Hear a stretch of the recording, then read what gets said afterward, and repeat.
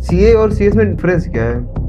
यही major difference है। अगर आपका अकाउंटिंग में इंटरेस्ट है, जी। अगर आपका टैक्सेशन की तरफ ज्यादा इंटरेस्ट है, अगर मैं सपोज करें मैं 12th में हूँ एंड मुझे अब पता है कि मुझे अब सीए करना है, हाँ। तो मैं अपनी जर्नी कहाँ से स्टार्ट कर सकता हूँ? देखिए, सीए स्टार्ट करने के लिए कोई टाइम नहीं है। ये नहीं कहेंगे कि आप 12th के बाद ही सीए की जर्नी स्टार्ट कर सकते हैं, या ग्रेजुएशन के बाद ही आप कर सकते हैं, या 25 साल में कर सकते हैं, 26 साल में कर सकते हैं। एक बैंक के रिटायर्ड मैनेजर बैठे थे और एज अ स्टूडेंट वो मेरी क्लासेस अटेंड कर रहे थे। मतलब he was approx 65 years age. क्या नंबर ऑफ अटेम्प्ट्स की कोई लिमिट है कि मतलब कोई अगर बच्चा अगर सोचे कि नहीं मुझे 3 अटेम्प्ट के बाद रुक जाना चाहिए, क्या ऐसा कुछ?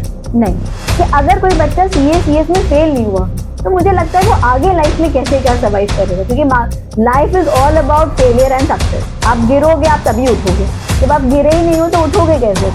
ये मेरा ये भी क्वेश्चन था कि क्या 12th के मार्क्स मैटर करते नहीं, हैं? 12 डज नॉट मैटर। एक पॉइंट था कि फेलियर नहीं था, बट हाँ एक मुझे लेसन देके गया कि कुछ हो रहा है तो सही हो रहा है। एंड उस फेलियर की वजह से आज के लिए जो मेरा ग्रुप रखा दैट वाज ऑफ टैक्सेशन। जब आप प्रिपरेशन कर रही थी पहले और अब की प्रिपरेशन में आपको क्या डिफरेंस लगता है?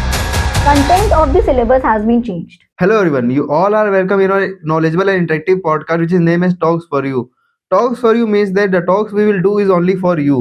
अगर आप भी सीएस या सीए बनना चाहते हैं तो आज का हमारा जो पॉडकास्ट सिर्फ आपके लिए ही है, क्योंकि आज के हमारे जो गेस्ट हैं वो खुद एक सीएस हैं और लास्ट 15 ईयर्स से एक कानपुर के जाने माने इंस्टीट्यूट टॉपर इंस्टीट्यूट में पढ़ा रही हैं।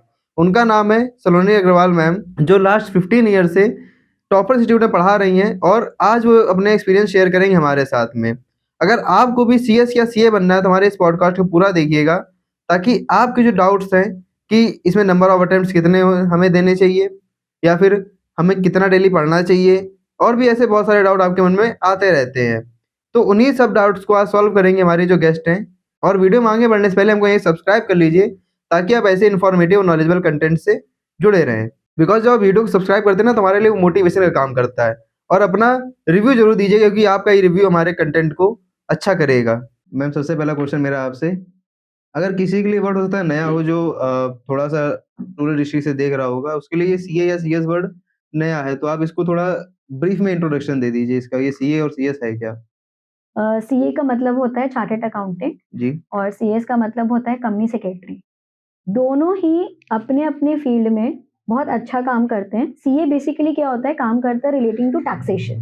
जितना कि फाइनेंस का काम होता है कि हम लोग जो पैसा कमा रहे हैं उसको कैसे इन्वेस्ट करें, उसमें कैसे हम लोग टैक्स पे ऑफ करें, या कौन कौन सी स्कीम्स हैं जिसमें हम लोग अपना टैक्स को सेव भी कर सकते हैं। जी। सीए का काम इन सारे प्रोफेशन से रिलेटेड होता है। और कंपनी सेक्रेटरी मतलब लोग समझते हैं कि सेक्रेटरी वाला काम होता होगा, क्योंकि नाम में ही है कि कंपनी के आप सेक्रेटरी होंगे, बट ऐसा नहीं होता है। हम लोग बेसिकली कंप्लाइंसेस का काम करते हैं। जैसे कंपनी खोलना कैसे, कंपनी के लिए अलग अलग एक्ट भी आते हैं, कंपनीज हाँ जी। एक्ट एक है, और हम लोग जीएसटी वगैरह में भी काम करते हैं। तो जितना भी लीगल कंप्लाइंसेस होता है कंपनी से रिलेटेड, उन सब के लिए कंपनी सेक्रेटरी को ऑथराइज करा गया है। तो जितना टैक्सेशन काम है उसके लिए चार्टर्ड अकाउंटेंट का कोर्स होता है, जी। अकाउंटिंग का, टैक्सेशन का, और जितना भी लीगल कंप्लाइंसेस का काम होता है उसके लिए कंपनी सेक्रेटरी हम लोग कोर्स बच्चों को सजेस्ट करते हैं करने के लिए। सीए और सीएस में डिफरेंस क्या है? यही मेजर डिफरेंस है। अगर आपका अकाउंटिंग में इंटरेस्ट है, जी। अगर आपका टैक्सेशन की तरफ ज्यादा इंटरेस्ट है, तो हम बच्चे को सजेस्ट करते हैं आप सीए करिए, सीए क्योंकि करिए। आपका उसमें प्रैक्टिकल नॉलेज ज्यादा इन्वॉल्व होती है।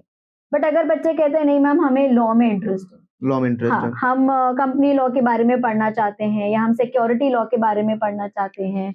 बहुत अलग अलग लॉज एग्जिस्ट करते हैं, जैसे प्रिवेंशन ऑफ मनी लॉन्ड्रिंग है, कई प्रकार के हमारे इंडिया में लॉ एग्जिस्ट करते हैं। तो अगर आपको उसमें एक्सेल करना है, जी। उसको लेकर अपने क्लाइंट को अलग अलग ट्रिब्यूनल्स में या कोर्ट में रिप्रेजेंट करना है, उसकी अगर आपको डीप नॉलेज चाहिए तो हम बच्चे को सजेस्ट करते हैं फिर आप कंपनी सेक्रेटरी करिए। मोर ऑफ थ्योरेटिकल नॉलेज यहाँ पर इस प्रोफेशन में यूज होती है। जी। अगर मैं सपोज करें मैं 12th में हूँ एंड मुझे अब पता है कि मुझे अब सीए करना है, हाँ। तो मैं अपनी जर्नी कहाँ से स्टार्ट कर सकता हूँ?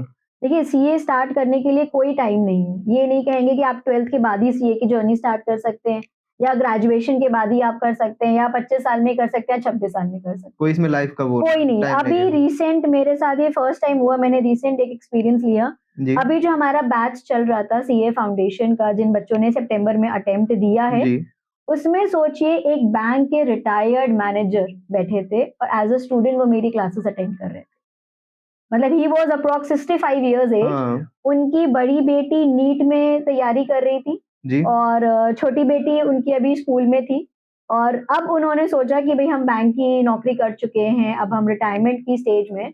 बट उन्होंने बोला नहीं, हम रिटायरमेंट नहीं लेंगे, मैं आगे कुछ पढ़ना चाहता हूँ, और उन्होंने सीए फाउंडेशन के लिए अपने आप को एनरोल कराया।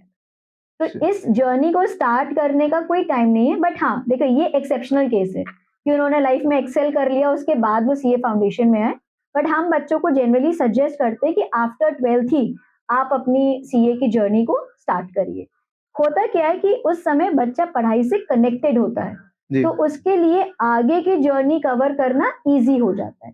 बट किसी कारण से सबके लिए एक जैसी सिचुएशंस नहीं जी होती हैं। अगर किसी कारण से बच्चा 12th के बाद नहीं कर पाया, तो ग्रेजुएशन के बाद भी वो सीए या सीएस की जर्नी को स्टार्ट कर सकता है।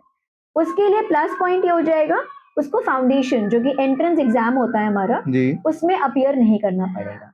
डायरेक्टली वो अपने आप को लेवल 2 में एनरोल करा सकता सीए है। इंटर लेवल में। हाँ, जिसको हम लोग इंटरमीडिएट लेवल कहते हैं, हाँ उस लेवल में वो अपने आप को डायरेक्टली एनरोल करा सकता है आफ्टर ग्रेजुएशन। जो फाउंडेशन स्टेज होती है वो एग्जेम्प्ट हो जाती है उसकी। Which one is better ma'am, अगर इंटर लेवल देना चाहिए कि मतलब सॉरी फाउंडेशन लेवल देना चाहिए कि डायरेक्ट इंटर पे ही हमें जंप करना चाहिए आगे? देखिए, अगर बच्चे के पास ऑप्शन है कि अगर जी वो फाउंडेशन देकर आ सकता है, जी तो हम पर्सनली सजेस्ट करते हैं कि आप फाउंडेशन लेवल को देकर आओ। होता क्या है कि जब फाउंडेशन में आप बैठते हो, कई जी बच्चा होता है साइंस बैकग्राउंड का भी होता है, हाँ कुछ बच्चा कॉमर्स बैकग्राउंड का होता है। अच्छा, कॉमर्स में भी कुछ बच्चा विथ मैथ्स या विदाउट मैथ्स भी होता है। तो अगर बच्चा विथ मैथ्स है और कॉमर्स भी है, तब तो उसके लिए हर चीज अच्छी है, फेवरेबल चीज है उसके लिए, सब पढ़ा हुआ उसका होता है। बच्चा कई बार साइंस बैकग्राउंड का होता है। अब जो बच्चा साइंस बैकग्राउंड का है, उसने तो कभी अकाउंट्स पढ़ी नहीं है, उसने तो कभी इकोनॉमिक्स नहीं पढ़ी है, हाँ उसने कभी लॉ नहीं पढ़ा हुआ है। और जो बच्चा विदाउट मैथ्स है, उसने कभी मैथ्स नहीं पढ़ी होगी। तो फाउंडेशन लेवल में एक उसकी नींव बन जाती है। नींव बन जाती और है। उसको प्लस पॉइंट ये होता है कि उसको ये पता चल जाता है किस तरीके से हमें पेपर अटेम्प्ट करना है, इंस्टीट्यूट की हमसे क्या एक्सपेक्टेशन है, कैसे हमें ज्यादा से ज्यादा अपीयर होकर अपना मार्क्स हाँ सिक्योर करना है। इन सब के बारे में आपको ग्राउंड लेवल पे पता चल जाता है। तो हम अगर बच्चे के पास मौका है और जी बच्चा हमारे पास आफ्टर 12th आया है, तो हम सजेस्ट करेंगे कि नहीं भैया, आप फाउंडेशन देकर ही इंटर लेवल पर आओ। बट अगर कोई ऐसी सर्कमस्टांसेस थी, बच्चा नहीं दे पाया फाउंडेशन, तो हम उसको इंटर में भी सेम एडवाइस या हाँ सेम गाइडेंस हम उसको प्रोवाइड कर प्रोवाइड सकते हैं। कराते हैं बट आप ये हो जाता है बच्चों को थोड़ा सा एक्स्ट्रा एफर्ट वहां पर अपने डालने पड़ते हैं, अगर वो इंटर लेवल पे आ रहा अगर वो डायरेक्ट अगर एंट्री है कर इंटर रहा पे है आ तो। हाँ रहा अगर फाउंडेशन उसने दिया है तो इट्स ओके। हाँ, मतलब उसके लिए जर्नी विल बी इजी। हाँ हाँ, उसको सब पता है कि इंस्टीट्यूट के एक्सपेक्टेशंस क्या है, पेपर पैटर्न क्या होता है, आंसर्स की फॉर्मेशन किस तरीके से होती है, तो उसके लिए कंपैरेटिवली आगे की जर्नी इजी हो जाती है। ठीक है। आपने मैम सीएस क्यों चूज करा, सीए के? देखो, मैं हूँ मारवाड़ी फैमिली की, मेरी फैमिली में हर कोई सीए है। I am the only company secretary in my family. और मैं भी स्टार्टिंग में सीए ही परस्यू करना चाहती जी थी, बट मेरी बिजनेस क्लास रही फैमिली, तो मेरे पापा का व्यू था कि अगर तुम भी कंपनी सीए कर लोगे तो मतलब you are not doing anything unique. हाँ तुम, और मेरा शुरू से था कि I want to do practice, मैं कभी भी जॉब में नहीं जाना चाहती थी। तो ही सजेस्टेड कि भाई हमारे चाचा मामा ताऊ जिनको तुम ले लो, सब सीए सब हैं। सीए हैं, and everyone is in practice. 2 ही 4 लोग हैं, हार्डली 1% इन माय हाँ फैमिली इज इन जॉब। सब कोई प्रैक्टिस सेटअप करके बैठा है।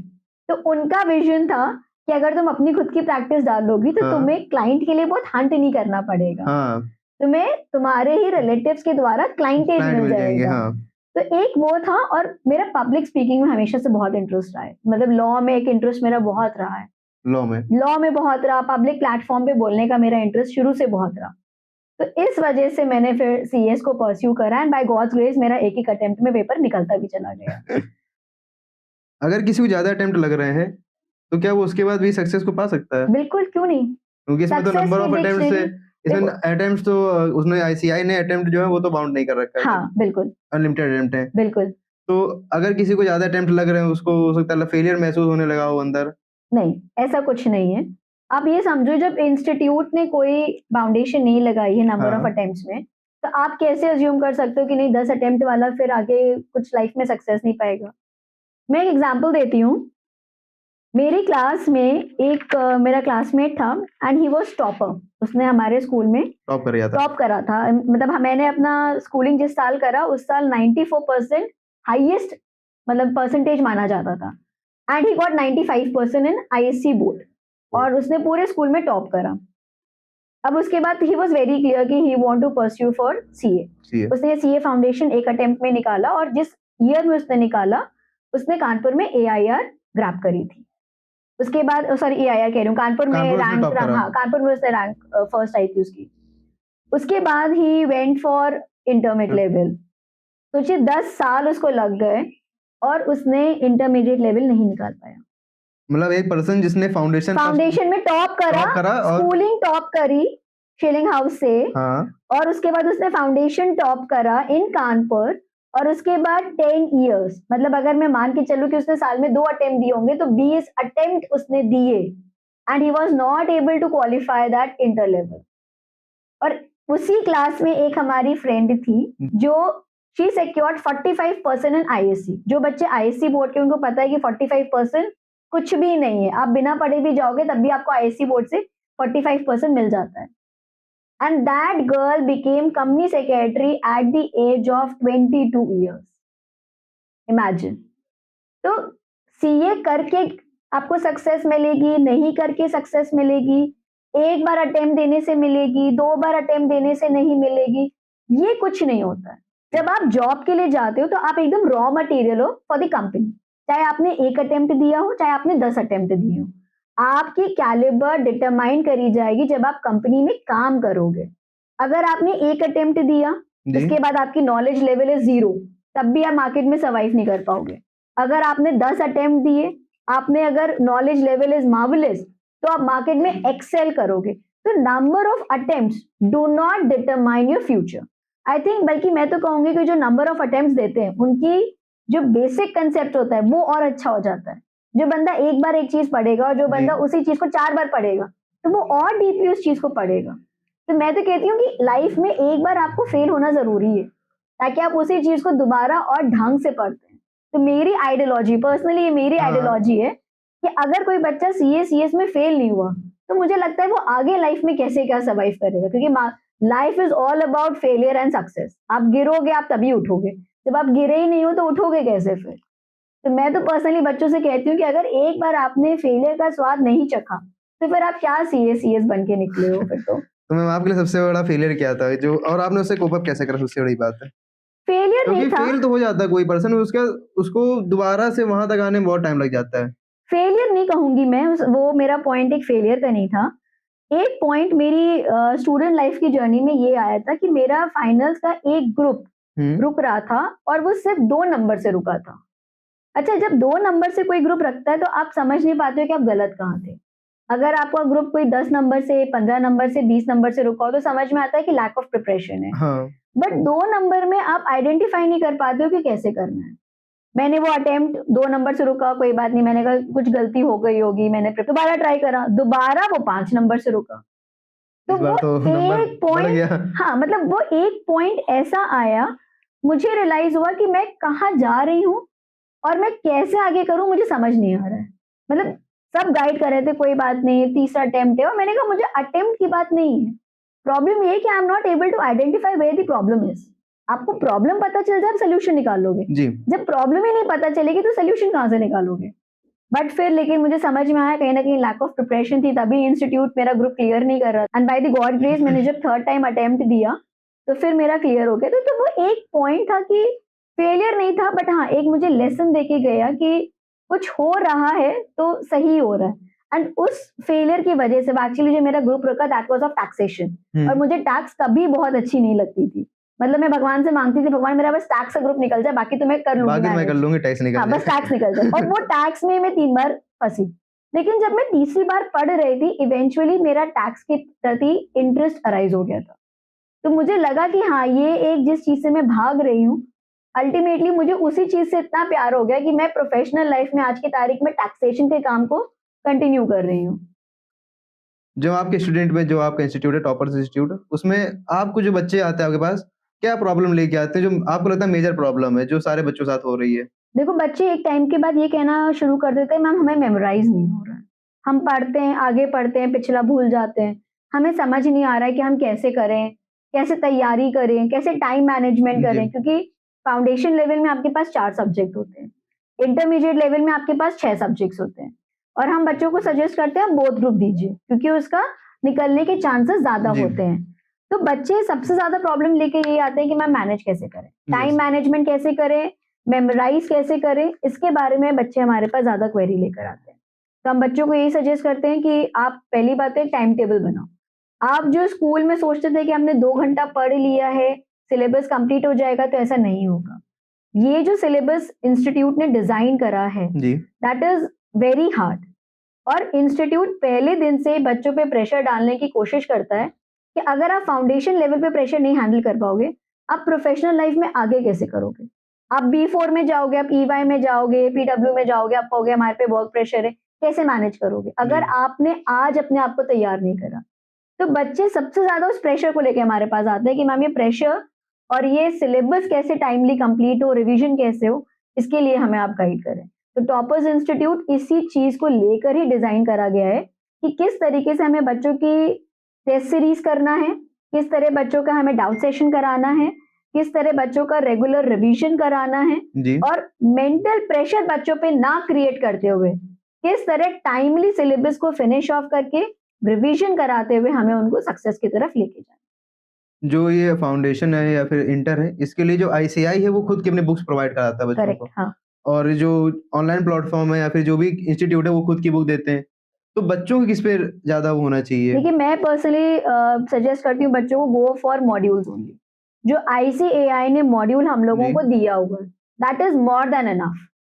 मैं किसी और ऑथर की बुक्स को प्रिस्क्राइब नहीं करती हूँ, रेफर नहीं करती हूँ। मैं बच्चों को सिर्फ ये कहती हूँ कि जितना कंटेंट आपको आईसीएआई ने दिया हुआ है, वही कंटेंट इतना सफिशिएंट है कि अगर आप उसी को थॉरली पढ़ेंगे, उसी को ही गो थ्रू करेंगे, आपको दूसरे रेफरेंस बुक की ज़रूरत ही नहीं पड़ेगी। तो उन्हीं में इतना सेल्फ सफिशिएंट मटीरियल प्रोवाइडेड है बाय द आईसीएआई। और आईसीएआई के भी अगर आप सजेस्टेड आंसर्स जी। वगैरह देखें, तो उन्होंने भी जो लैंग्वेज, जो फॉर्मेशन उन्होंने अपने मॉड्यूल से सजेस्ट करी हुई है, उसी पर बेस्ड उन्होंने नंबर दिए हुए हैं। उन्होंने भी साफ बोला है कि हम किसी भी दूसरे रेफरेंस बुक्स के आंसर्स को एक्सेप्ट नहीं करेंगे। तो जब हमें पता है कि उस चीज़ को पढ़ के हम पास ही नहीं होंगे, तो वहाँ पर पैसा और एनर्जी वेस्ट करने की ज़रूरत ही नहीं है। जो आईसीएआई का मॉड्यूल है that is more than enough. उसमें कंटेंट बहुत अच्छा गिवन है। तो बस उसी को ही पढ़ना है बच्चों को थॉरली। उसी पे जाना ज़्यादा उसी पे ही जाना मतलब है। दूसरी चीज़ों पे नहीं भागना है। नहीं, और कोई बुक्स पे आपको जाने की ज़रूरत नहीं है। कुछ बड़े-बड़े यूट्यूबर्स हैं, मैं उनका नाम नहीं लेना चाहूँगा, लेकिन वो अपनी बुक बताते हैं मेरी उससे ज़्यादा अच्छी हमने उसका जो एक रॉ फॉर्म है, उससे उन्होंने बिल्कुल जो मेन-मेन पॉइंट्स हमने निकाल के रखे हैं अपनी बुक पे, तो बच्चे लगता है कि हो सकता है हम ये बुक ले लें तो मेरे लिए ज़्यादा ही बेनिफिशियल रहेगी। तो उस सिचुएशन में वो बच्चा कैसे खुद को डील करे? नहीं देखिए हमने भी और यूट्यूबर्स की बुक को पढ़ा है, जी। देखा है एंड अगर बच्चे ने डीपली पढ़ा हो और बच्चे ने ध्यान दिया हो, हाँ, तो जो लैंग्वेज उन्होंने अपने बुक्स में लिखी हुई है, that is simply copy pasted from the language of the ICAI module. Module. Similar similar नहीं कहूँगी बल्कि एग्ज़ैक्ट कॉपी पेस्ट इलस्ट्रेशंस भी दिए हुए हैं। उन्होंने सोचिए नाम तक नहीं चेंज करे हुए इलस्ट्रेशन के।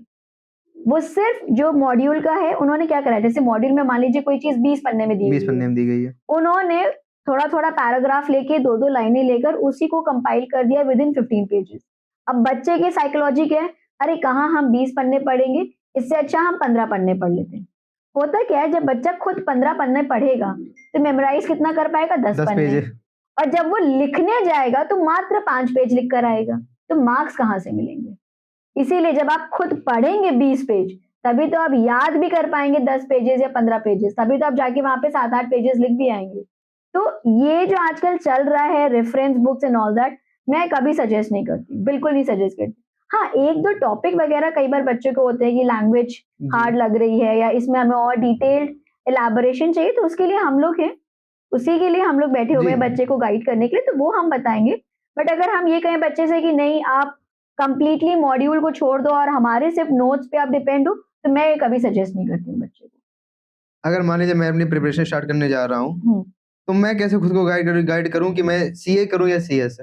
क्या उसके लिए कोई पॉइंट होते हैं कि जिसमें मैं अपने आप को फिट करके बिल्कुल देखूं? बिल्कुल।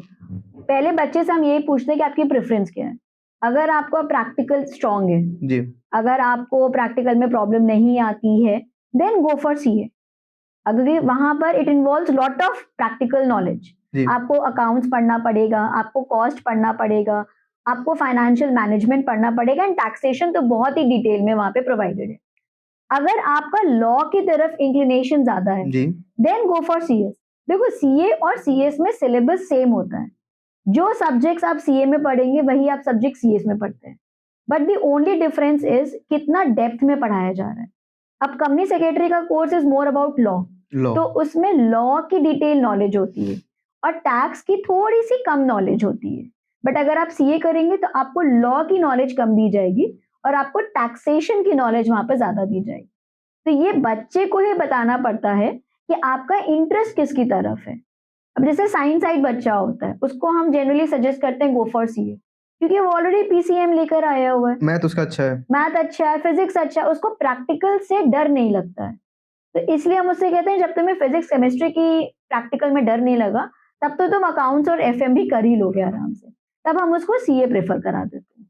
और हमें लगता है बच्चे कह रहे हैं नहीं मैम, हमारा सीए, हमारा हाँ, प्रैक्टिकल नॉलेज थोड़ा वीक है, हमें मैथ से डर लगता है, हमें अकाउंट से डर लगता है, तो हम उससे कहते हैं कि then go for company secretary को। Company secretary course. अगर वो उसका अगर बेसिक अगर सही है, हाँ मान लीजिए कि स्टूडेंट है जो क्योंकि सीए को ओवर हाइप कर रखा है, जो भी हम लोग हाँ, सोशल मीडिया में भी देखते हैं कि एक करेक्ट वो, करेक्ट। तो क्या दोनों के जो डिफरेंस होता है, क्या जो अर्निंग है वो क्या डिफरेंस करती है? नहीं, देखिए, होता क्या है, कंपनी सेक्रेटरी का course basically, company secretaries are hired by the companies only. जी, अगर मैं एक चाय की दुकान खोल के बैठी हूँ, तो मुझे कंपनी सेक्रेटरी से कोई मतलब नहीं है।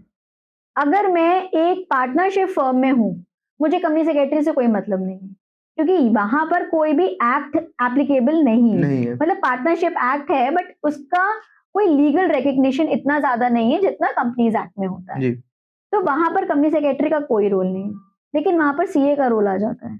अगर कोई चाय की दुकान खोल के बैठा है, उसको इनकम टैक्स रिटर्न तो भरवाना पड़ेगा। जी, उसको अगर बैंक से लोन लेना है ब्याज पर, तो उसको अपनी बैलेंस शीट तो पहले बनवा के सीए से ही डालनी पड़ेगी, तभी वो बैंक से अप्रूव करेगा लोन उसका। तो इसीलिए लोगों में चार्टर्ड अकाउंटेंट्स की अवेयरनेस ज्यादा है, क्योंकि एक इंडिविजुअल और एक पार्टनरशिप फर्म भी सीए के साथ डील कर रहा है, और कंपनी सेक्रेटरीज के साथ ओनली कंपनीज आर डीलिंग। उन्हीं को ही डील करना होता है कि किस तरीके से हम अपनी कंपनी चलाएंगे या कैसे लोन लेंगे। तो जो बड़े बड़े कॉर्पोरेट सेक्टर्स हैं, उनको आपको इंट्रोड्यूस करने की जरूरत नहीं होती है कि हम कंपनी सेक्रेटरी हैं। उनको पहले ही पता होता है कि कंपनी सेक्रेटरी क्या करती है और कंपनी सेक्रेटरी का कितना ज्यादा रोल है हमारी इकोनॉमी में। तो इसीलिए शायद ज्यादा ओवर हाइप कर दिया गया है सीए को। अदरवाइज अगर मैं लेमैन लैंग्वेज में कहूँ तो एक चाचा भतीजे वाला रोल है, यहाँ पर कुछ नहीं है। बस वही है सेम। बस वही है ये, हाँ, उससे ज़्यादा कुछ नहीं है। कुछ नहीं है। अच्छा, जैसे कि जो सीए के जो सीएस के जो बच्चा प्रिपरेशन करता है, उसका स्टार्टिंग विज़न कैसा होना चाहिए? जब वो प्रिपरेशन स्टार्ट करता है, उसका क्या विज़न होना चाहिए कि हमें क्या-क्या वो क्या-क्या प्रिपरेशन करके उसको बेसिक उसका कितना स्ट्रॉन्ग होना चाहिए? नहीं, बेसिक देखिए, 12th does not matters in CA या सीएस। ये मेरा ये भी क्वेश्चन था कि क्या 12th के मार्क्स मैटर नहीं, करते हैं? 12th डज नॉट मैटर, क्योंकि अब कोई ऐसा नहीं है कि आपको कोई जैसे हम लोग के टाइम पे था कि अगर आपको हाँ, डीयू वगैरह में एडमिशन लेना है तो आपको 12th में 99%, 95%, 98% होना चाहिए उससे अगर आपको जॉब। मेरिट लिस्ट बनती है। करेक्ट। सीए में ऐसा कुछ नहीं है। जहाँ एक 90% वाला भी फाउंडेशन दे रहा है, हुँ, वहीं एक 45% वाला भी फाउंडेशन दे रहा है। तो 12th में अगर आप बैक भी लेकर आए हो, अगर आप पे कंपार्टमेंट भी आया है, हाँ, उसमें भी आपके सीए की जर्नी में कोई कोई प्रॉब्लम नहीं आएगी। और रही बात कंसेप्ट की, हाँ, अगर आपके 12th के कंसेप्ट क्लियर होते हैं, तो अगेन देखिए, अगर आपकी कोई भी चीज की नींव मजबूत होती है तो बिल्डिंग अच्छी बन जाती है। अगर आपकी नींव मजबूत नहीं होती तो सबसे पहले आप क्या काम करते हो, नींव को मजबूत करते मेन हो, फिर बिल्डिंग बनाते हो। तो अगर आपके 12th के कंसेप्ट क्लियर नहीं है, तो पहले हम बच्चे को यही सजेस्ट करते हैं कि थोड़ा सा, जब हम आपको फाउंडेशन पढ़ा रहे हैं, तो आप थोड़ा सा अपने नींव को मजबूत करो। जो पुराने कंसेप्ट आपने नहीं पढ़े, स्किप कर लिए, थोड़े आप उनको गो थ्रू करो। आप उनको अगर गो थ्रू करोगे तो फिर आपके लिए आगे सीएस की जर्नी या सीए की जर्नी ईजी हो जाती है। बट अगर ऐसा नहीं है कि अगर आप बिल्कुल ही फेलियर रहे हो तो आप आगे पढ़ाई नहीं कर सकते हो, ऐसा कुछ भी नहीं है। बट हाँ, फेलियर रहे तो भी आपको एक्स्ट्रा एफर्ट देना पड़ेगा एक्स्ट्रा सीए एफर्ट देना सीएस के पड़ेगा। जर्नी में, you have to be more discipline, तभी आप अपने आगे की जर्नी को कर पाओगे कंटिन्यू। अभी जनवरी अटेम्प्ट आने वाला है, Correct. बच्चों के लिए आपका क्या मैसेज है? जनवरी अटेम्प्ट आ रहा है, बच्चों को यही कहेंगे कि पैनिक होने की ज़रूरत नहीं है। अगर आपको अपना जनवरी अटेम्प्ट अच्छे से निकालना है, अभी भी बहुत टाइम है, ऑलमोस्ट अ मंथ, हम आपको ये कहेंगे जितना ज़्यादा रिवीजन कर सकते हो, उतना ज़्यादा आपको रिवीजन करना है। रिवीजन इज़ द ओनली की टू सक्सेस। जितना हो चुका था, जितना आप पढ़ चुके थे, जितना फर्स्ट टाइम आपने रीड करना था, आप कर चुके हो। जो आपने पढ़ा है, आप सिर्फ उसको बार-बार गो थ्रू करो और जितना ज़्यादा प्रैक्टिकल क्वेश्चंस आप लगा सकते हो, उतना ज़्यादा लगाओ। फिर देखना आपको सीए बनने से कोई नहीं रोक सकता है। इसके बाद नेक्स्ट क्वेश्चन ये था कि कुछ बच्चे होते हैं इस एग्ज़ाम को, इतने टफ एग्ज़ाम को, जो वर्ल्ड के टॉप 3 टफ एग्ज़ाम में है, कुछ 1 या 2 अटेम्प्ट में क्लियर कर लेते हैं और कुछ होता है जिनको नंबर ऑफ अटेम्प्ट्स लग जाते हैं। तो क्या उन बच्चों में कोई स्लाइटली डिफरेंस रहता है क्या? स्लाइटली डिफरेंस नहीं है, इट ऑल अबाउट कि आपने कितनी सिंसियरिटी से रिवाइज करा है उसको। अगर जो बच्चा 1 अटेम्प्ट में निकाल रहा है, उसने जी। कुछ नहीं करा है। वो भी वही सिलेबस पढ़ रहा है जो 10 अटेम्प्ट वाला भी पढ़ रहा है। But the only difference is आपने कितना ज़्यादा अच्छे से रिवीजन करा है और आपको कितना ज़्यादा गाइडेंस मिला है। अगर आपके पास प्रॉपर गाइडेंस नहीं है, जी। तो फिर आप हो सकता है वही बार-बार गलतियाँ दोहरा रहे हो। और जो 1-2 अटेम्प्ट में निकल जाता है, उनको प्रॉपर गाइडेंस मिल जाता है। तो ये सारा जो खेल है, that is all about your guidance and the revision और आप कितने डिसिप्लिन्ड होके वहाँ की पढ़ाई कर रहे हो। क्योंकि ये जो प्रोफेशन है, ये पहले दिन से आपसे डिसिप्लिन माँगता है। अगर आप फाउंडेशन लेवल पे डिसिप्लिन नहीं हुए, तो फिर आगे की जर्नी आपके लिए बहुत टफ हो जाएगी। मतलब आप कभी देखो ना, कभी आपने किसी भी सीए को या सीएस को कभी शाबी लुक में देखा है? नो। कभी आपने देखा है कि वो लूज़ टॉक कर रहा है? आप देखोगे हमेशा दे आर वेल मैनर्ड। ये ऐसा प्रोफेशन है ना, वो हमारी पर्सनालिटी ऐसे डेवलप कर देता है कि अगर आपके अंदर सिंसियरिटी नहीं आएगी, तो आप इस प्रोफेशन को आगे कर ही नहीं पाओगे। तो ये जो गाइडेंस है, ये एक बहुत मेजर रोल प्ले करता है और सिंसियरिटी बहुत मेजर रोल प्ले करती है, अगर बच्चा सीए या सीएस के पेपर को क्वालिफाई करता है तो। बट मैं फॉर अ न्यू स्टूडेंट उसको थोड़ा समझना कठिन हो जाता है मेरे लिए सही गाइडेंस क्या है, क्योंकि वो 50 चीज़ देख रहा है, उसके पास यूट्यूब भी है, ऑनलाइन प्लेटफॉर्म भी है, उसके आसपास लोकल कोचिंग्स भी हैं और कुछ दीदी भैया लोग भी हैं जो बिल्कुल, बिल्कुल, बता बिल्कुल। रहे हैं। आजकल बच्चों के पास इतना ज़्यादा जो इंटरनेट एक्सेस आ गया है, हाँ। ये एक कहीं न कहीं बच्चों में बहुत ज़्यादा कन्फ्यूजन क्रिएट कर रहा है। बच्चा जज ही नहीं कर पा रहा है क्या सही है, क्या गलत है। इसी वजह से आप देखो ना, सीए के जो रिजल्ट है परसेंटेज कितना कम होता जा रहा है फाउंडेशन। हम लोग जब फाउंडेशन देते थे तब परसेंटेज आता था अप्रॉक्स 35-36%। बट आज जब हम एज़ अ फैकल्टी देख रहे हैं, जी। तो it has been reduced to 14% only. तो ऐसा क्या हो गया है? क्योंकि बच्चा अब 1 की नहीं सुनता, बच्चा 4 की सुनता है कि अच्छा यूट्यूब में ये दीदी क्या कह रही है, यूट्यूब में हाँ। ये भैया क्या कह रहे हैं, इनको हम देख लेते हैं। ऑनलाइन में आजकल इतना गलत मटेरियल आपके पास अवेलेबल हो चुका है कि जिसकी वजह से बच्चे ने एक प्रॉपर कंटेंट पे फोकस करना छोड़ दिया है। और इंस्टीट्यूट तो कहता है कि भाई अगर आपको पास होना है, you have to give me a proper content. जी। अगर आपकी लैंग्वेज, आपका कंटेंट सही नहीं है, हम आपको पास नहीं करेंगे, जिसकी वजह से परसेंटेज इतना कम हो गया है। तो बच्चों को सबसे पहले तो ये सजेस्ट करा जाता है, अगर आप किसी कोचिंग गए हो, अगर आपने हाँ। किसी की गाइडेंस ली है, स्टिक टू दैट गाइडेंस। आप उसकी बात सुनो। आप ये मत सोचो कि यूट्यूब में क्या कह रहा है, उसमें क्या कह रहा है। अगर आप 4 जगह अपने आप को भटकाओगे, उसका नतीजा तो फिर दिख ही रहा है ना कि पास हाँ। परसेंटेज नहीं है। आज की तारीख में क्या है, देखिए कोई भी कुछ भी बोल सकता है यूट्यूब में। ये बहुत बड़ा ड्रॉबैक है हमारा। आजकल एक बच्चा जिसने इंटर फाउंडेशन निकाला भी नहीं होगा, शायद वो भी कैमरा लेकर आज की तारीख में फाउंडेशन के बारे में बात कर रहा हो। तो ये एक बच्चों के लिए बहुत ड्रॉबैक हो चुका है। आपको अवेयर रहना कि कौन आपके लिए बेनिफिशियल है। बस आपको समझना पड़ेगा कि हाँ भाई ये हमें सही गाइडेंस दे रहा है, तो हमें इसकी बात हमें ज़्यादा सुननी रादर दैन कि यूट्यूब में कोई भी आप वेरीफाई भी नहीं कर सकते हो ना कि वो सीए है या नहीं है। आप हाँ। कैसे वेरीफाई कैसे करोगे? करोगे आप? वो अपने आप को सीए क्लेम कर रहा है, आपने डिग्री देखी है? आपने कहाँ देखी डिग्री? तो फिर आपको जज करना पड़ेगा ना कि कौन सही गाइडेंस दे रहा है और you have to stick to one person. अगर आप 4 लोगों की सुनोगे, आप नहीं कर सकते हो फिर। अच्छा, 4 लोगों की नहीं सुननी चाहिए। जी, आपने बिल्कुल सही बताया कि 4 लोगों को भी नहीं जाना चाहिए कि 4 बिल्कुल, लोग क्या बोल रहे हैं। बिल्कुल, बिल्कुल। लेकिन कभी-कभी क्या होता है, हमारे पेरेंट्स बर्डन दे देते हैं। हाँ, आपके पास भी ऐसे स्टूडेंट आते होंगे, पहले स्टूडेंट नहीं, स्टूडेंट पेरेंट्स आते होंगे कि मेरे बच्चे का मन तो है कि कुछ और कर ले, लेकिन हमें उसको सीए बनाना है या सीएस बनाना है। तो उस सिचुएशन में आप उसको कैसे डील करती हैं? नहीं, उसमें देखिए फिर अगर बच्चे का बिल्कुल ही मन नहीं है, हाँ, अब कोई बच्चा कह रहा है हम इंजीनियरिंग करना चाहते हैं और हमें पेरेंट्स जबरदस्ती सीए करा रहे हैं, तो हम थोड़ा पेरेंट्स को समझाते हैं कि देखिए अगर आप जबरदस्ती सीए करा भी रहे हैं तो बच्चा कैसे कर पाएगा आगे, फाउंडेशन नहीं निकाल पाएगा फिर। तो पहले तो आप बच्चे की सुनिए, बच्चा करना क्या चाह रहा है। अगर उसकी फील्ड ही अलग है तो हम कहेंगे बच्चे का जो इंटरेस्ट है उसकी तरफ जाइए आप। जबरदस्ती आप बच्चे को इस प्रोफेशन में मत डालिए।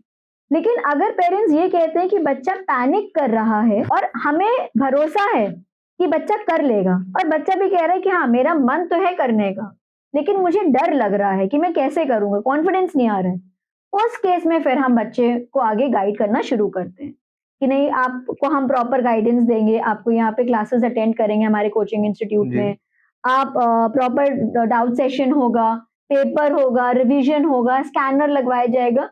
तो धीमे धीमे बच्चे में जो कॉन्फिडेंस की कमी होती है वो धीमे धीमे बच्चे में बिल्डअप हो जाती है। वो देखिए एक 15-20 दिन में बच्चों को भी समझ में आ जाता है कि ये फैकल्टी है, ये कोचिंग हमारे भले के लिए है नहीं है, और हमें भी समझ में आ जाता है 15-20 दिन में कि ये बच्चा करने के आगे कैलिबर है कि नहीं नहीं है। है।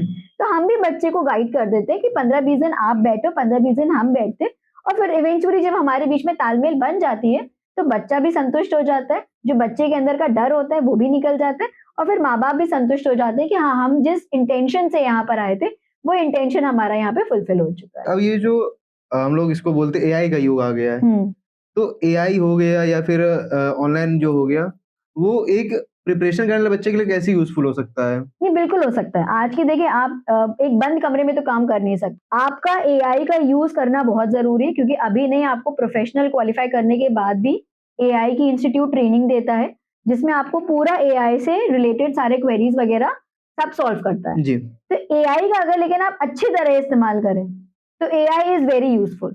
देखिए हम लोग ऑल्दो इस्तेमाल कैसे करना है? हम लोग बच्चों को although past year paper solve कराते हैं जिसको हम लोग आरटीपी और एमटीपी बोलते हैं, revision test papers and the mock test papers, जो इंस्टीट्यूट ही हम लोग को प्रिस्क्राइब करता है। हम लोग वो बच्चों को सॉल्व कराते हैं।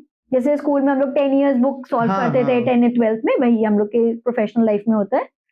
और बच्चों को हम लोग नोट्स वगैरह भी प्रोवाइड करते हैं, लेकिन कई बार होता है कि हमारे और उसके इंटरप्रिटेशन में 1% का डिफरेंस आ रहा है।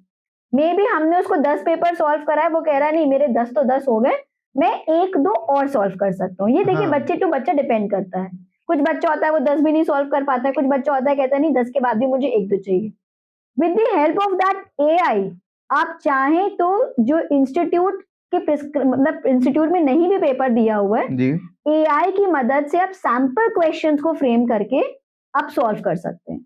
और अब हम लोग देखिए अवेलेबल नहीं है बाय चांस, हाँ, हो सकता है कि आप हाँ, किसी भी कारण से XYZ कारण से हम वैसे तो आप अवेलेबल लोग नहीं अवेलेबल है। रहते हैं। वैसे हम लोग हर समय अवेलेबल रहते हैं, लेकिन मान हाँ, लीजिए ओवरनाइट स्टडी बच्चा कर रहा है, हाँ, रात में 12 बजे कर रहा है बच्चा पढ़ाई, उसको चाहिए कि नहीं तुरंत हमारा पेपर चेक होना चाहिए, तो उस हाँ, समय तो फैकल्टी अवेलेबल जी। नहीं होगी। तो ऐसी सिचुएशन में आप अपने आंसर्स एआई को सबमिट कर सकते हैं। देखिए एआई की कोई ऑथेंटिसिटी नहीं है, जो ह्यूमन लेबर है हाँ, that can be replaced by AI. AI, but ये है कि लमसम आपको आइडिया लग जाएगा। मतलब आप मान के चलिए एआई के काम पर आप 40% रिलाई कर सकते हो कि भाई जो पेपर एआई ने चेक करा होगा तो उससे आपको ये पता चल जाएगा कि इतना मैंने आंसर सही लिखा हुआ है जी। या इतना मैंने गलत लिखा हुआ है। लेकिन ये मैं तभी कहती हूँ in the absence of faculty. If the faculty is not available, अगर आप रुक सकते हो और अगले दिन आप सबमिट कर सकते हो तो दैट इज बेटर। बट अगर आपको लग रहा है नहीं कि तुरंत ही हमें चाहिए तो आप एआई की मदद से कर सकते क्या नंबर ऑफ अटेम्प्ट्स की कोई लिमिट है कि मतलब कोई अगर बच्चा अगर सोचे कि नहीं मुझे 3 अटेम्प्ट के बाद रुक जाना चाहिए, क्या ऐसा कुछ? हो। नहीं, अगर बच्चा डिटरमाइंड है, देखिए नंबर ऑफ अटेम्प्ट बच्चे पे डिपेंड करता है। बच्चा अगर पहले दिन से पढ़ नहीं रहा है, 1 अटेम्प्ट दे देगा, 2 अटेम्प्ट दे देगा, फिर हम बच्चों को सजेस्ट करते हैं जब आप अपनी पढ़ाई के लिए सिंसियर ही नहीं हो हाँ, तो फिर आप क्यों नंबर ऑफ अटेम्प्ट्स बढ़ा रहे हो? वहां पे अटेम्प्ट्स डू काउंट। अगर बच्चा पहले दिन से सिंसियरिटी से नहीं पढ़ रहा है, सिर्फ टाइम किल करने के लिए अटेम्प्ट्स दे रहा है। बट अगर बच्चे को लग रहा है कि नहीं मैं सिंसियरिटी से दे रहा हूँ, बट जैसे मेरे केस में था हाँ, कि कि आप 2 नंबर मुझसे से और 5 कि नंबर से पेपर रुक रहा है, उस केस में अटेम्प्ट्स डू नॉट काउंट। कि बच्चे को ये है कि भाई नंबर ऑफ अटेम्प्ट्स क्या मैटर करेगा, एंड में तो उसके सामने सीए या सीएस के एक प्रीफिक्स तो लगेगा ही लगेगा ना, तो उस केस में इट विल नॉट काउंट। तो अगर आप सिंसियर नहीं है, तो अब अगर आप 10 अटेम्प्ट दे रहे हैं, 20 अटेम्प्ट दे रहे हैं, देखिए 10-20 अटेम्प्ट उसी को लगते हैं the person who is not sincere. ये मेरा पर्सनली मानना है। हाँ जब बच्चा लगन से पढ़ रहा है तो 3-4 अटेम्प्ट, इससे ज्यादा अटेम्प्ट बच्चे को लगते नहीं है। और 3-4 अटेम्प्ट कोई भी कंपनी इतना ज्यादा मैटर नहीं करता है उसके लिए भी, क्योंकि जिस आप कंपनी में जॉब के लिए जाओगे या जी। बैंक में जॉब करने के लिए जाओगे, वो भी समझता है कि भाई ये पढ़ाई ऐसी नहीं है कि आपने एक-एक अटेम्प्ट में क्लियर कर लिया। और अगर आपको 3 अटेम्प्ट या 4 अटेम्प्ट लग भी रहे हैं, तो आपके पुराने अटेम्प्ट के नंबर भी तो दिख रहे हैं। जी तो ये भी पता चल जाएगा बच्चा कितना सिंसियर था पहले अटेम्प्ट कितने में, नंबर कितना नहीं उसका था, रुक रहा था। कितना नंबर से उसको रुक रहा है। तो इतना मैटर नहीं करता है अटेम्प्ट। पहले जो इंस्टीट्यूट है वो 2 अटेम्प्ट रखता था, अब उसने 3 अटेम्प्ट कर दिए। हाँ, तो क्या इसके प्रेशर, इसका जो बर्डन क्या बच्चों पर पड़ने लगा है? बर्डन नहीं है, मैं कहूंगी बच्चों के लिए एक बहुत ही प्लस पॉइंट है।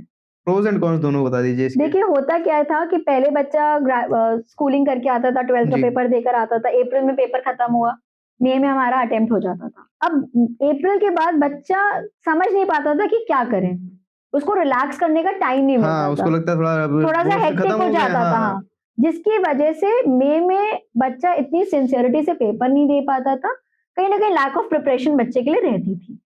तो उसका एक, और फिर होता था नवंबर, तो वो बहुत लंबा टाइम हो जाता था कि हाँ। बच्चे का 6-8 महीना वेस्ट हो जाता था कि भाई अगर मान लीजिए खुदा ना खास्ता नवंबर में नहीं निकला, फिर अगले साल हम मई जाएंगे, फिर मई जाना तो पड़ेगा पूरा छह- एक साल बच्चे का वेस्ट होता था। अब ये क्या हो गया, ये बहुत ही अच्छा उन्होंने कर दिया कि मई के बाद आपको सितंबर एक अटेम्प्ट मिलेगा। अगर आप रेडी हैं, यू कैन अपीयर फॉर सितंबर मई। में अगर मान लीजिए आप नहीं प्रिपेयर, थोड़ा सा कहीं पे अगर रुक रहा है, कहीं पे आपको लग रहा है कि नहीं मुझे 1-2 महीना और चाहिए फॉर दी प्रिपरेशन, आप सितंबर अटेम्प्ट हो सकते हो। तो उससे होगा क्या, बच्चा और अच्छे से तैयार होकर सितंबर अटेम्प्ट में आ जाएगा। और जिन बच्चों ने मई में अपीयर करा, अगर उनका नहीं निकला, तो उनके लिए है कि they don't have to wait for November, they can appear in September as well. सितंबर। तो एक जो नंबर ऑफ अटेम्प्ट बढ़ गया है, ये बहुत अच्छा हुआ है।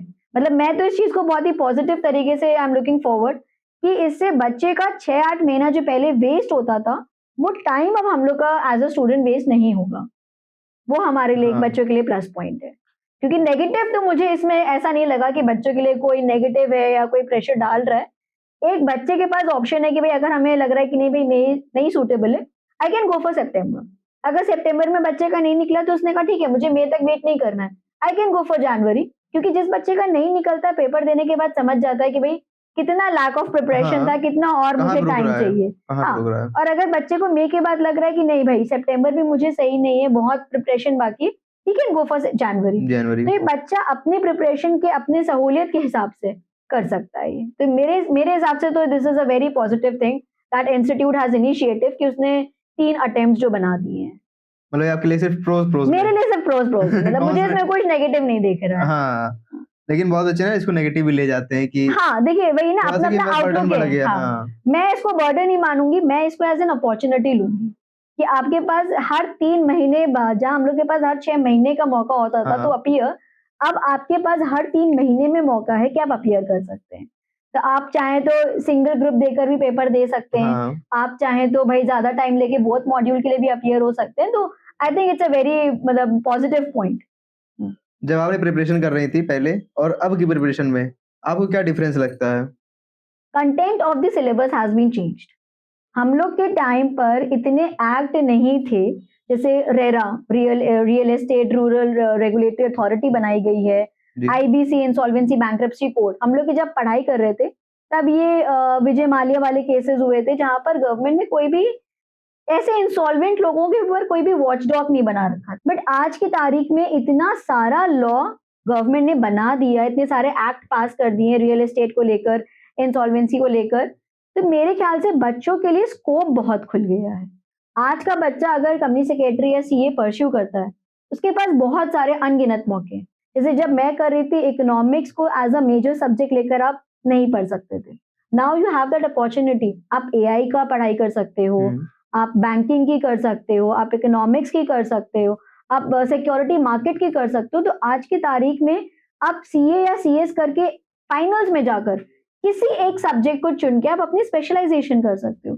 तो जो रास्ते हैं वो आज के बच्चों के लिए बहुत खुल गए हैं, स्कोप बहुत बढ़ गया है आज की तारीख में प्रोफेशनल्स का, कि अब आप सिर्फ कंपनीज एक्ट को लेकर ही काम नहीं कर सकते हो, सिक्योरिटी मार्केट की हम लोग को बहुत अब अच्छी नॉलेज देने लगे हैं ये लोग, तो आप एक्सेल कर सकते हो। बहुत सारी ऐसी फील्ड्स खुल चुकी हैं जहाँ पर आप जाकर एक्सेल कर पाओगे। आफ्टर क्लियरिंग सीए या सीएस कि कोई स्टूडेंट या फिर जो उस टाइम प्रिपरेशन कर रहा है, जो स्टूडेंट है जो जिसने पास आउट करा है, किस फील्ड में जा सकता है? बहुत सारी फील्ड्स है। देखिए, एक हम लोग की जनरल सोच है कि आप जॉब या प्रैक्टिस में ही जा सकते जी। हैं। मैं कहती हूँ आप टीचिंग में क्यों नहीं जा सकते? मतलब आज की तारीख में आप कानपुर में या बॉम्बे हो, बैंगलोर हो, एवरीवन इज हायरिंग प्रोफेशनल्स। तो अगर आपने सीए या सीएस करा है, first of all you can go for teaching. और टीचिंग में आपको कोई जॉब नहीं करनी है, you will be paid on the lecture basis या ऑन द विजिट बेसिस। अगर आपको जॉब करनी है, आप बैंक में जा सकते हो, आप सेबी में जा सकते हो, आप आरबीआई में जा सकते हो, आप B4 में जा सकते हो, आप प्राइवेट में जा सकते हो, आप एज अ टैक्सेशन कंसल्टेंट कर सकते हो, आप इन्वेस्टमेंट कंसल्टेंट भी कर सकते हो, आप एक्चुअली की तरह भी फ्यूचर को लेकर प्रिडिक्ट करने का काम कर सकते हो। तो आज की तारीख में हमारा काम जो है वो एक टैक्सेशन या एक लॉ को लेके नैरो डाउन नहीं करा गया है। बहुत सी फील्ड्स ऐसी हैं जहां पर हम लोगों को अब एक्सेल करने का मौका दिया गया है। इंश्योरेंस सेक्टर में हम लोगों को, फॉरेन एक्सचेंज सेक्टर में, इंसॉल्वेंसी के सेक्टर में हम लोग को बोला गया आप एक्सेल कर सकते हो। रूरल रियल एस्टेट में, इन सब में भी आप एक्सेल कर सकते हो। तो अब जो सीए और सीएस का स्कोप है वो बहुत वाइड अप हो चुका है, बहुत बढ़ चुका है। आफ्टर क्लियरिंग एग्जाम क्या-क्या प्रॉब्लम्स आती हैं? कोई प्रॉब्लम आती है क्या? प्रॉब्लम तो एज सच नहीं आती है, बट आपको ये जब समझ आपने नहीं आता है। क्लाइंट से डील कर रहे हो उस टाइम पे? क्लाइंट से डील करना प्रॉब्लमैटिक नहीं है, इट्स अ आर्ट।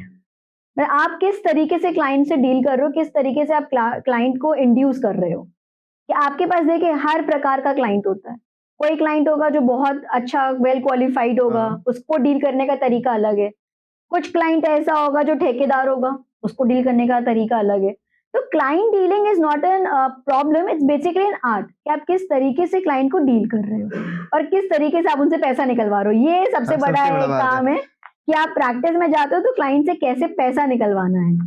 तो प्रॉब्लम नहीं है, ये एक स्ट्रैटेजी है जो पर्सन टू पर्सन डिपेंड करती है कि आप किस तरीके से क्लाइंट हैंडलिंग करोगे। इस स्ट्रेटजी कैसे बिल्ड कराया जा सकता है? Public speaking, this is the only way to deal with your client.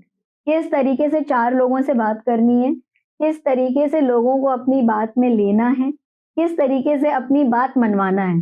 जब तक आप, और किस तरह कॉन्फिडेंटली बात करनी है। देखिए आपका कॉन्फिडेंस लेवल बहुत मैटर करता है जब आपके पास क्लाइंट आता है। अगर आप कॉन्फिडेंट नहीं हो अपने प्रैक्टिस को लेकर, अपने कंसेप्ट को लेकर, तो क्लाइंट भी कहीं ना कहीं समझ जाता है कि इस प्रोफेशन में दम नहीं है, ये बंदा मेरा काम ढंग से नहीं कर पाएगा। तो कॉन्फिडेंस बहुत होना चाहिए जब आप अपने क्लाइंट के साथ बात कर रहे हो। जब आप पब्लिक स्पीकिंग करोगे, आप 4 लोगों से बात करना सीखोगे, आप पब्लिक अपीयरेंसेस दोगे, तो ऑटोमेटिकली आपको क्लाइंट से बात करने को मौका मिलेगा, क्लाइंट समझने का, और आपका क्लाइंटेज भी वहां से बढ़ता है। यू नेवर नो कि कौन कब क्लाइंट हो जाए। कल को 2 साल बाद तुम ही मेरे क्लाइंट हो जाओ कि मैम कंपनी बनानी है। हाँ, हो तो सकता यू है। Never know. यस। तो ये एक है कि आपको पब्लिक अपीयरेंस बहुत ज्यादा होना चाहिए, तभी आप क्लाइंट के बारे में समझ सकते हो। अब थोड़ा-सा आपके इंस्टीट्यूट की तरफ आते हैं, टॉपर्स इंस्टीट्यूट। हाँ, वो कैसे स्टार्ट हुआ था? टॉपर्स इंस्टीट्यूट 15 साल पहले हमारा स्टार्ट हुआ था। हम लोगों ने जब स्टार्ट करा था तो कानपुर में एक जगह है मॉल रोड, जी। वहां पर क्लाउड हाउस से हम लोगों ने एक छोटे से एक कमरे से हम लोगों ने शुरू करा था। 2 बच्चे थे हमारे पास, तब हम लोगों ने जब ये इंस्टीट्यूट स्टार्ट करा, और सोचिए उन 2 बच्चों को लेकर हमने 6 महीना अपनी कोचिंग रन करी। हमारे सारे एक्सपेंसेस, इलेक्ट्रिसिटी, वाटर, सब कुछ हम लोगों ने फैकल्टी का पेमेंट करा। बट हाँ, स्ट्रगल करा, धीमे-धीमे बच्चे बढ़े। सबसे बड़ी एक चीज़ जो मार्केटिंग में होती है, that is mouth to the mouth. अगर एक बच्चा आपसे संतुष्ट है, वो जाके 10 बच्चों को बताएगा, और वो 10 बच्चे अगर संतुष्ट हैं, वो 100 को बताएँगे। तो इस तरह धीमे-धीमे हमारी कोचिंग एक्सपैंड हुई, और फिर हमने मॉल रोड में एक दूसरी जगह अपनी कोचिंग को रिलोकेट करा है। और इस तरह स्ट्रगल करते-करते आज भगवान की कृपा से हमारी टीम अच्छी-सी बिल्डअप हो चुकी। जब आपने बच्चे मतलब जो 2 बच्चे थे, उसके बाद आपके पास अभी थाउज़ेंड्स ऑफ स्टूडेंट्स हैं।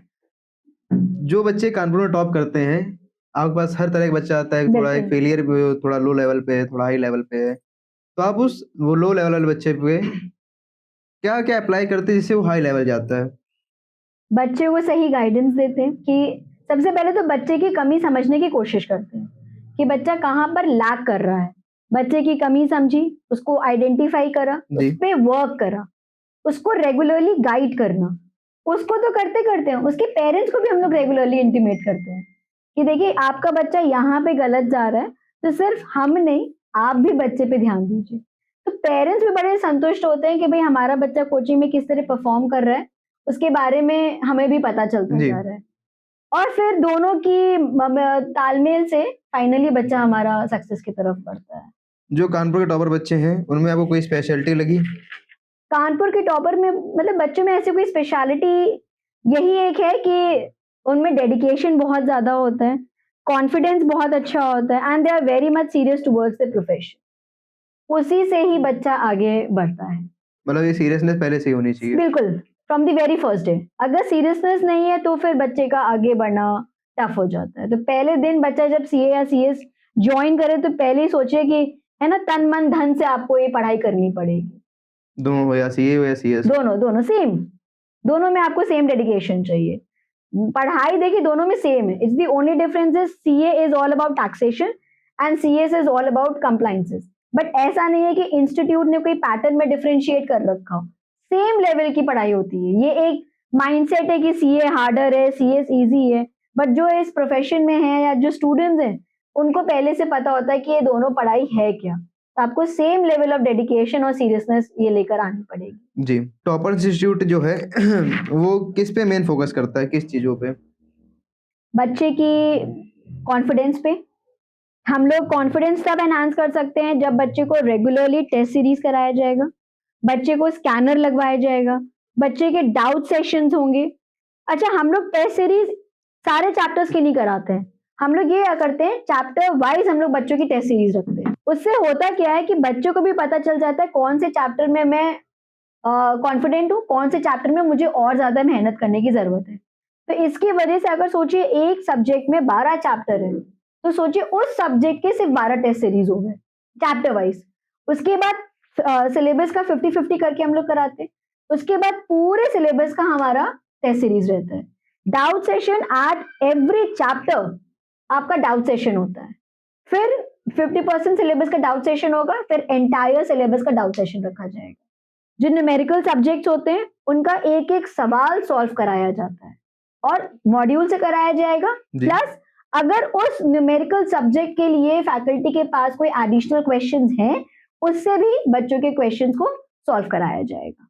तो इतनी बार जब सिलेबस डिस्कस हो जाता है, रिवाइज हो जाता है, टेस्ट सीरीज लग जाती है, अपने आप बच्चे का कॉन्फिडेंस बिल्डअप हो जाता है, तो बच्चा क्लेरिफाई आराम से कर लेता है।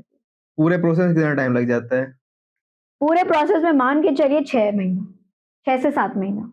बस 6-7 महीने में हो जाता पूरा? क्योंकि अटेम्प्ट आपके वही है ना, हम we can not take 2 year. बच्चा कैसे करेगा फिर? जी। कैसे करेंगे फिर हम लोग को सोचिए, इसीलिए हम लोग बच्चे की क्लासेस, हम लोग रेगुलर क्लासेस हमारे यहाँ चलती हैं। ऐसा नहीं है कि ऑल्टरनेट चल रही, डेली बच्चा चारों सब्जेक्ट पढ़ेगा। क्योंकि अगर बच्चा डेली सब्जेक्ट नहीं पढ़ेगा, हम सिलेबस कैसे करेंगे? एंड हमारा एक रूल है, syllabus needs to be completed within 1 month of the paper. अगर 1 महीने से पहले हम सिलेबस खत्म नहीं करेंगे, बच्चा सेल्फ स्टडी कब करेगा? बच्चा जब सेल्फ स्टडी करेगा, उसके खुद के भी तो डाउट्स आएंगे, हम उसके डाउट्स को कब एंटरटेन करेंगे? तो हमारे पास तो टाइम बहुत कम है। तो इसीलिए हम कहते हैं कि बच्चा पहले दिन से ही सीरियस होना चाहिए, नहीं तो वो 4 घंटे 6 घंटे कोचिंग में कैसे बिताएगा? डेली कितना पढ़ना चाहिए अगर कोई प्रिपरेशन कर रहा है? देखिए, I don't go for quantity, I go for quality. मेरा मानना है कि अगर आप 2 घंटे पढ़ रहे हैं और अच्छा पढ़ रहे हैं, that is more than enough. और अगर आप 6 घंटे किताब लेके बैठे हुए और आपने एक पेज भी नहीं पढ़ा है, वो पढ़ाई नहीं होती है। तो ऐसा कोई टाइमलाइन नहीं है, बट हाँ, सिलेबस को ध्यान में रखते हुए बच्चे को कोचिंग के अलावा सेल्फ स्टडी एटलीस्ट 2 घंटे करनी चाहिए। सिर्फ 2 घंटे? सिर्फ 2-2.5 घंटे जिसमें जितना भी क्लास में डिस्कस हुआ है उसके बारे में उसको पता होना चाहिए, कि रिवाइज करे कि हमने कितना करा है, कितना नहीं करा है।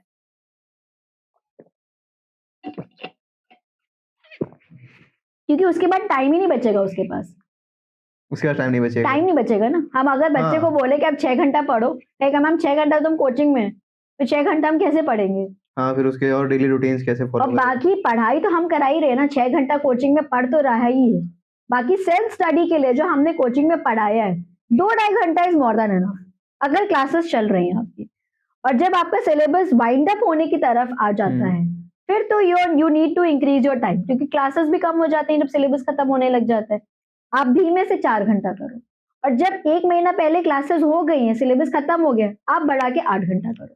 बच्चों को किस सब्जेक्ट में, क्योंकि आपने बताया कि आप डेली टेस्ट सीरीज होती है, सब्जेक्ट वाइज होती है, चैप्टर वाइज होती है, किस सब्जेक्ट में बच्चों को ज़्यादा प्रॉब्लम आती है?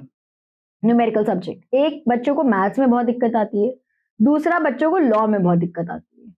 मैथ्स में इसलिए आती है क्योंकि कुछ बच्चे ऐसा होता है जो मैथ्स बैकग्राउंड का नहीं होता है, जी। इस वजह से बच्चों को मैथ्स में दिक्कत आती है। लॉ में सबसे बड़ी दिक्कत यही आती है कि बच्चा आंसर लिखे कैसे, क्योंकि लॉ समझना आसान है, उस लॉ को लेकर आंसर फॉर्मेशन करना वो बच्चे के लिए थोड़ा सा डिफिकल्ट हो जाता है। तो बच्चे को जो प्रॉब्लम आती है वो सिर्फ और सिर्फ फॉर्मेशन ऑफ आंसर को लेकर आती है। तो लॉ और मैथ्स, अगर मैं फाउंडेशन लेवल की बात करूं तो ये दो ऐसे सब्जेक्ट्स हैं जिनमें बच्चों को सबसे ज्यादा प्रॉब्लम आती है। और अगर मैं इंटर लेवल की बात करूं तो एक ऑडिट और टैक्स, ये दो सब्जेक्ट है जो बच्चा इंटर लेवल पे प्रॉब्लम बहुत फेस करता है। टैक्सेशन फॉर ऑब्वियस रीजन, मतलब it is a vast subject और समुद्र है वो, तो मैं कहूंगी। और ऑडिट में भी बिकॉज ऑफ द लैंग्वेज, कि किस लैंग्वेज में हम अपने आंसर्स को फ्रेम करें, वो एक प्रॉब्लम बच्चे को फेस करने को मिलती है। तो हमारी कोशिश यही रहती है टॉपर्स इंस्टीट्यूट की कि हम इन दो सब्जेक्ट में जितना ज्यादा बच्चों पे फोकस कर सके, इसीलिए हम लोग उनको कई बार सैंपल आंसर्स लिख कर देते हैं। मतलब मैं खुद लिख कर बच्चों को अपनी हैंड राइटिंग में सर्कुलेट करती हूँ कि आपको इस तरीके से इस क्वेश्चन का ये आपको आंसर ड्राफ्ट करना पड़ेगा। आंसर फ्रेमिंग के लिए बच्चा कैसे प्रैक्टिस कर सकता है? राइटिंग प्रैक्टिस, जितना ज्यादा बच्चा लिखेगा और जितना ज्यादा बच्चा पढ़ेगा, सिर्फ एक वही सोल्यूशन है। जितना किताब को पढ़े और पढ़ने के बाद किताब बंद करके लिखे, बस वही एक तरीका है जिससे उसकी राइटिंग प्रैक्टिस हो सकती है। टॉपर इंस्टीट्यूट कैसे प्रैक्टिस कराता है उस चीज की? हम लोग चैप्टर वाइज बच्चों को सैंपल आंसर्स भी देते हैं। फॉर एग्जाम्पल, जैसे बच्चों का चैप्टर है कंपनीज एक्ट, तो कंपनीज एक्ट में कौन कौन से केस लॉज आ सकते हैं जो हम लोग पास्ट पेपर से हम लोग देखते हैं। हम उन बच्चों को अपना खुद ड्राफ्ट करके 10-12 क्वेश्चंस का सैंपल क्वेश्चंस आंसर्स हम लोग ड्राफ्ट करके देते हैं, और वही आंसर्स हम लोग क्लास में डिस्कस करते हैं कि ये हमने पॉइंट क्यों लिखा है या ये हमने पॉइंट क्यों नहीं लिखा है, इसके बारे में क्लास में डिस्कस करा जाता है।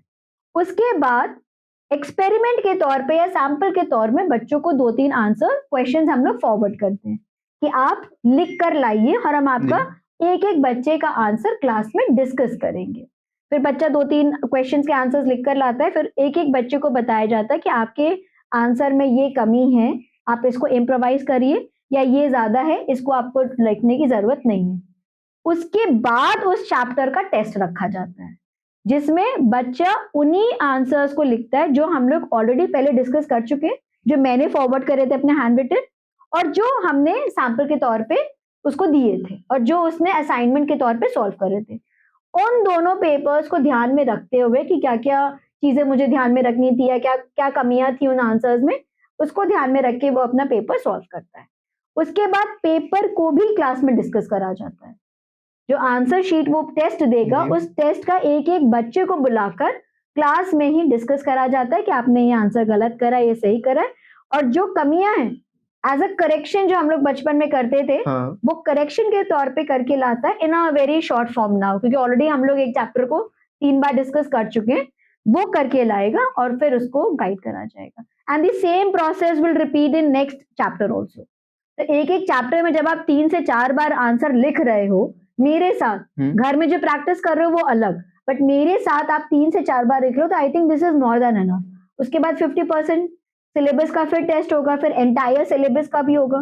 तो हमें लोग एटलीस्ट 7 से 8 बार तो बच्चे को राइटिंग प्रैक्टिस एक चैप्टर की करा देते हैं। एक चैप्टर की मैं अभी बता रही हूँ, 7 से 8 बार एक चैप्टर की 7 से 8 बार। उसके बाद सारे चैप्टर्स अलग, सारे सब्जेक्ट उनके चैप्टर्स। करेक्ट। तो इस तरीके से हम बच्चों को राइटिंग प्रैक्टिस कराते हैं। इससे मुझे एक और आंसर मिल गया कि टॉपर इंस्टीट्यूट क्यों इतने टॉपर्स देता है। मैं क्वेश्चन पूछने वाला था कि टॉपर इंस्टीट्यूट 2 बच्चों से we are focusing on the writing. देखिए, अगर आपको आंसर आता है, हाँ, अगर आपको आंसर आता है बट अगर आप अपनी बात रख ही नहीं पा रहे हो पेपर में, तो आने का क्या फायदा है। तो हम यही सिखाते हैं बच्चों को कि किस तरीके से अपनी बात, किस तरीके से आपको आंसर्स फ्रेम करके इंस्टीट्यूट को प्रेजेंट करना है। प्रेजेंटेशन इज वेरी इंपॉर्टेंट आज की तारीख में। अगर आपने सही तरीके से आंसर्स को फ्रेम नहीं करा है तो इंस्टीट्यूट चेक कैसे करेगा आंसर्स को? फिर इंस्टीट्यूट की क्या डिमांड रहती है बच्चे से? देखिए, इंस्टीट्यूट कोई इंग्लिश ग्रामर पे बहुत नहीं ध्यान देता है, बट वो कहता है कि आपका आंसर की वर्ड्स, जो इंपॉर्टेंट वर्ड्स है उन पे बेस्ड होना चाहिए, और जो टॉपिक है उसको लेकर आपके पास अच्छी नॉलेज होते हुए आपको सही लैंग्वेज में आंसर को फ्रेम करने की जरूरत है। इंस्टीट्यूट कभी नहीं कहता है हमें 300 वर्ड्स में आंसर चाहिए या 150 वर्ड्स में आंसर चाहिए। इंस्टीट्यूट सिंपल ये कहता है कि जो हमने आपसे सवाल पूछा है उसका टू द सही पॉइंट चाहिए। तरीके से to the point and in a very presentable manner हमें आप अपने क्वेश्चन का आंसर लिख के। टॉपर इंस्टीट्यूट जब आपने स्टार्ट करा 2 बच्चों से, आज 1000 बच्चों पे और लाखों बच्चे पास आउट हो चुके हैं।